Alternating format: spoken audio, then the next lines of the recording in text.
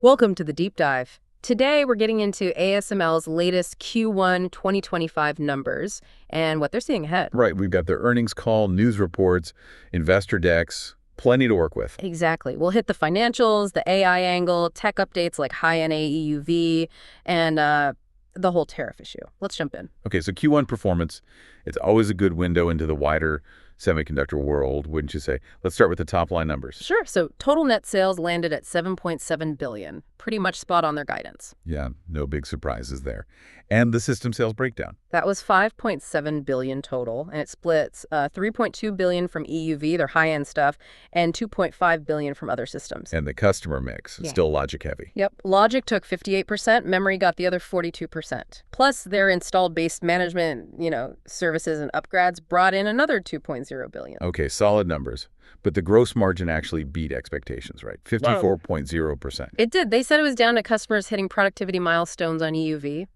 Getting more out of the machines they already have. Exactly. Plus, a better product mix more of the newer NXE 0.3800 model and richer tool configurations. Higher average selling prices, basically. Makes sense. It shows that push for efficiency never stops. What about spending? R&D was about $1.16 billion, SG&A $281 million, both pretty much as expected. Leading to net income of $2.4 billion, that's a 30.4% margin.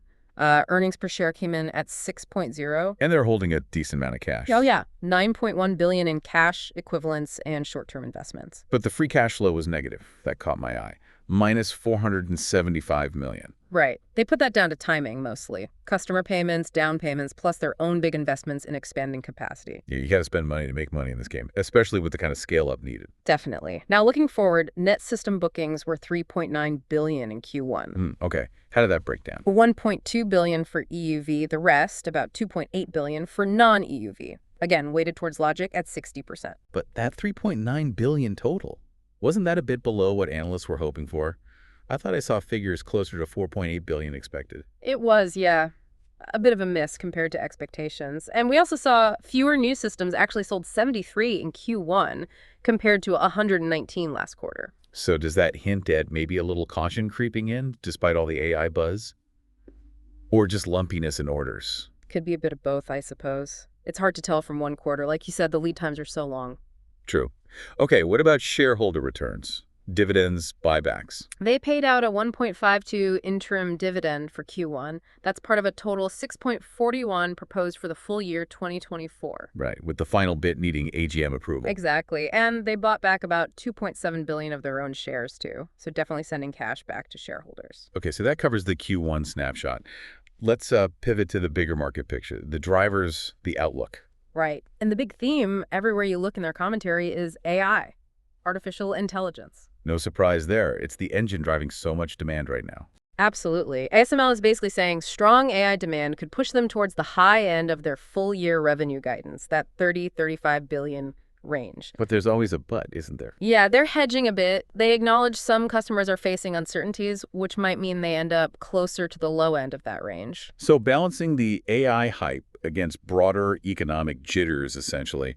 How about the different segments, logic versus memory? For 2025, they expect logic revenue to grow, driven by the move to next-gen nodes like 2 nanometer. The cutting edge. Exactly. Memory revenue they see staying strong, similar to 2024 levels, and their installed base management is expected to grow too. Why is that? Just more machines out there. Yeah, bigger EUV installed base needing service, plus more upgrades happening on existing tools. So overall, the 2025 picture is still that $30–35 billion revenue target, and they're still pointing to 2026 as a growth year beyond that. Right. Now for Q2 specifically, the outlook is $7.2 to $7.7 billion in net sales.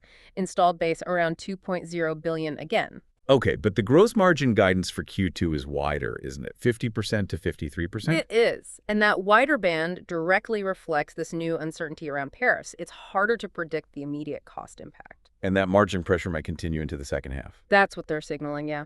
They expect H2 gross margin to be lower than H1. Why specifically? A few things. How they recognize revenue for the first high-NA systems, that tends to start with lower margins.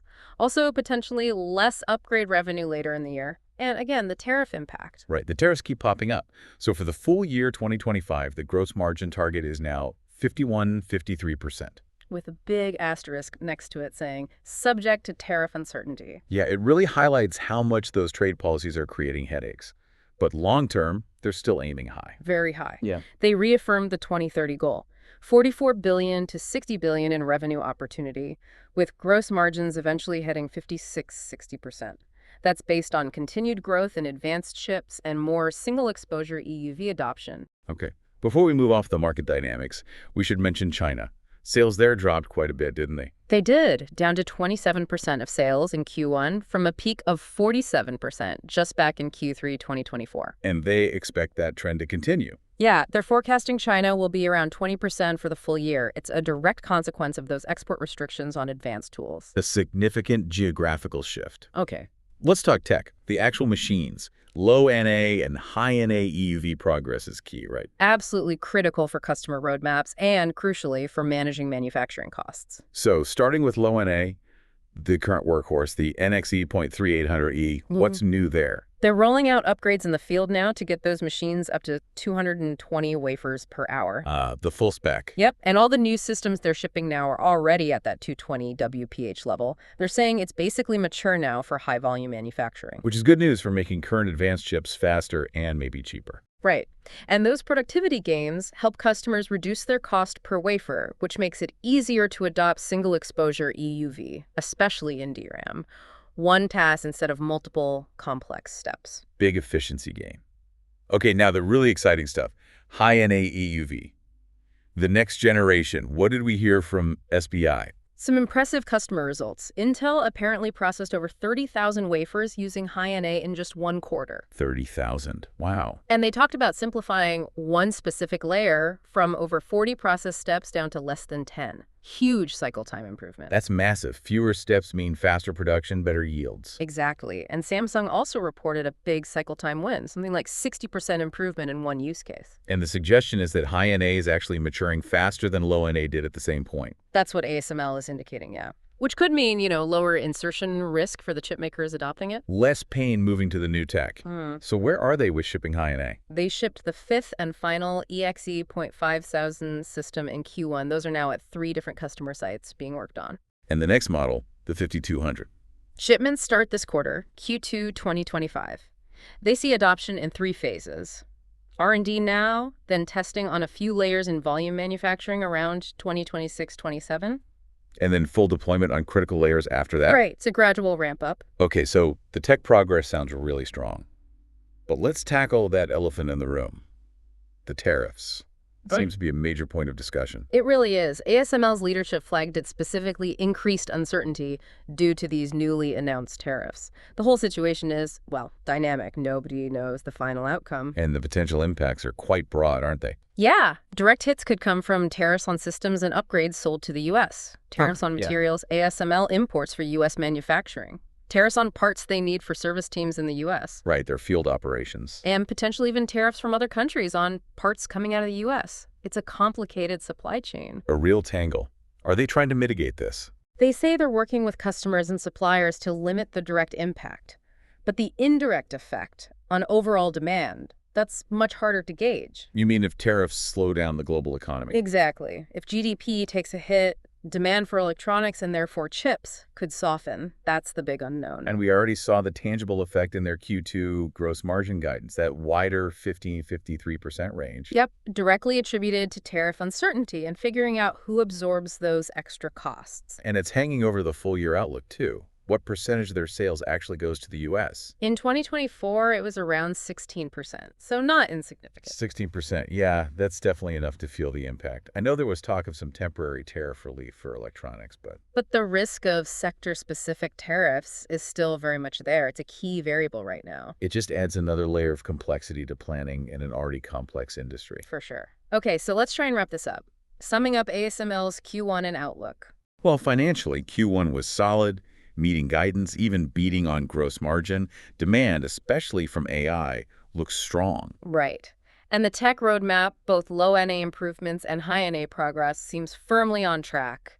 Crucial stuff. But that tariff situation is definitely casting a shadow, creating near-term uncertainty, Yeah. particularly around margins. Yeah, and potentially pushing that full-year revenue towards the lower end of their 35 billion guidance. Despite that immediate caution, though, the long-term story, out to 2030 with that 60 billion potential, still sounds incredibly strong, driven by fundamental chip demand. Absolutely. And just a note, their annual general meeting is coming up on April 23rd for anyone following closely. Good point. So maybe the final thought to leave folks with is this. How will these ongoing trade tensions and tariff policies really end up shaping investment and tech roadmaps in this critical sector long term? Yeah. It's not just about ASML, is it? It's about the whole ecosystem and how companies adapt. That's the big question going forward.